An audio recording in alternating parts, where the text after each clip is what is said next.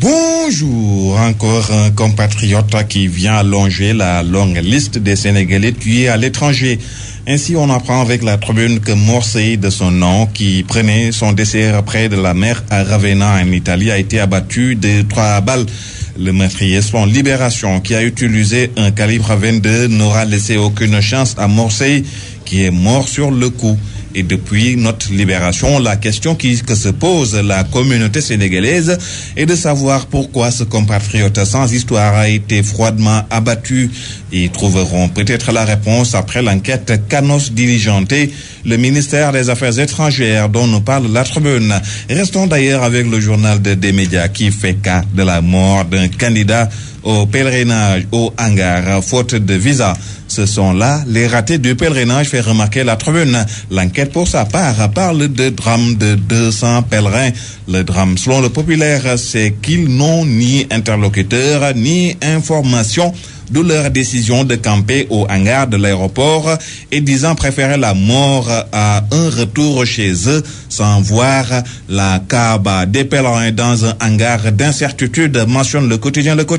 Mais la situation semble excéder le palais car l'enquête informe que le palais est très remonté contre le commissaire. Il lui est reproché, d'après mon confrère, d'avoir pris le vol pour la Mecque en laissant 300 candidats derrière lui. Amadou Tidiane-Ba n'a peut-être pas fui, mais tout le contraire des autorités étatiques qui, d'après l'AS, ont fui la clôture des vacances citoyennes à Pikine.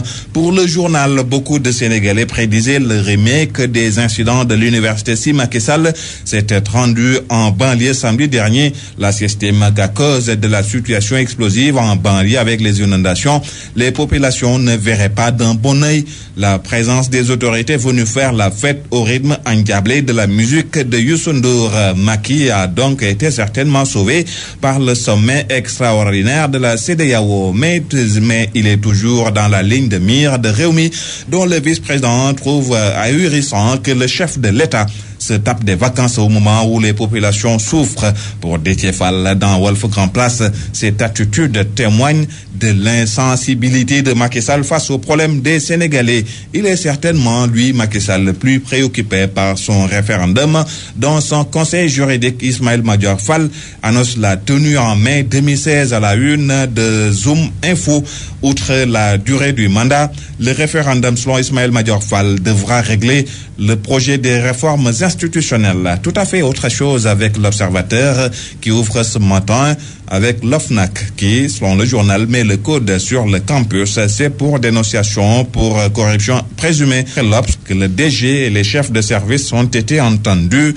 Nafingom ordonne, d'après toujours le journal, l'arrêt des paiements et le gel des affectations. Terminons toujours avec l'Observateur qui nous parle d'expulsion. Yaya Jammeh, selon le journal, déverse 2 bus de prostituées à Ziguinchor. Bonne lecture à toutes et à tous.